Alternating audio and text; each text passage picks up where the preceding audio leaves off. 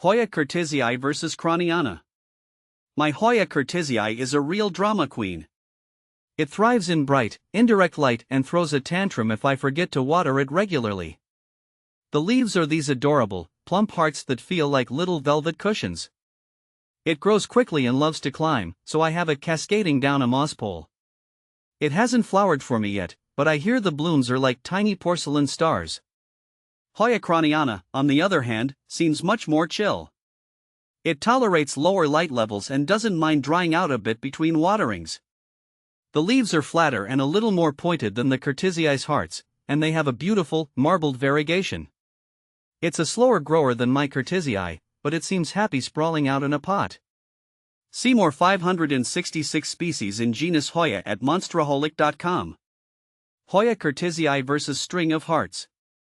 My string of hearts, well, it's not actually a Hoya. It's a Ceropegia woodii, and though they look similar, they have some key differences. The string of hearts leaves are much thinner and more delicate than the Curtisii's. They also have a more pronounced heart shape, with a cute little notch at the tip.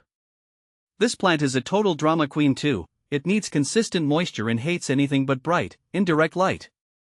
But when it's happy, it grows like crazy, trailing out long vines dotted with these adorable heart-shaped leaves. How to propagate Hoya Curtisii? Propagating Hoya Curtisii is typically done through stem cuttings. Select a healthy stem with several nodes and cut it just below a leaf node using a clean, sharp knife or scissors. Remove any leaves from the lower portion of the cutting to expose nodes. Place the cutting in a well-draining potting mix or water, ensuring the nodes are submerged.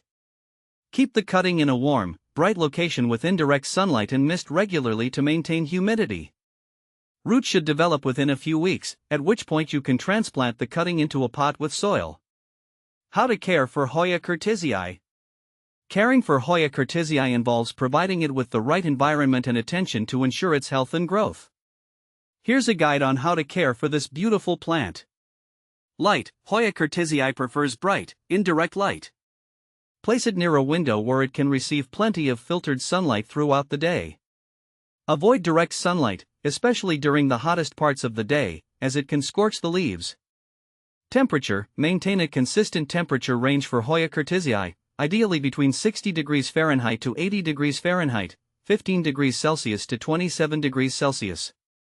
Protect it from drafts and sudden temperature fluctuations, as these can stress the plant. Watering. Water Hoya Curtisii thoroughly when the top inch of the soil feels dry to the touch. Allow excess water to drain away freely, as Hoya plants are susceptible to root rot if they sit in waterlogged soil. In winter, reduce watering frequency to prevent overwatering during the plant's dormant period.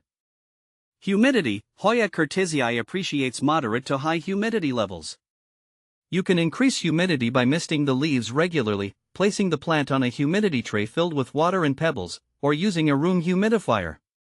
Soil. Use a well-draining potting mix for Hoya Curtisii, such as a blend of peat moss, perlite, and orchid bark or coconut coir.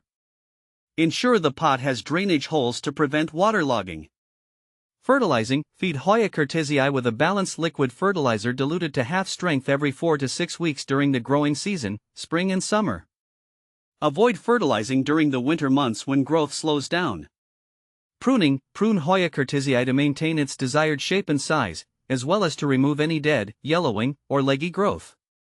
Use clean, sharp scissors or pruning shears to make precise cuts.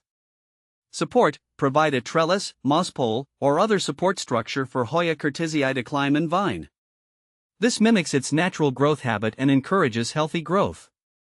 Repotting. Repot Hoya Curtisii every 1 to 2 years or when it outgrows its current pot.